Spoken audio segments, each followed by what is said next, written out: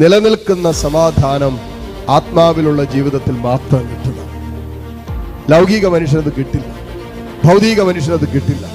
ഈ ലോകത്തിൽ മാത്രം കണ്ണും നട്ട് ജീവിക്കുന്ന ഒരു മനുഷ്യന് നിലനിൽക്കുന്നതൊന്നും കിട്ടില്ല. കാരണം മരണത്തോടെ എല്ലാം തീർന്നെന്നല്ലേ പറഞ്ഞേ.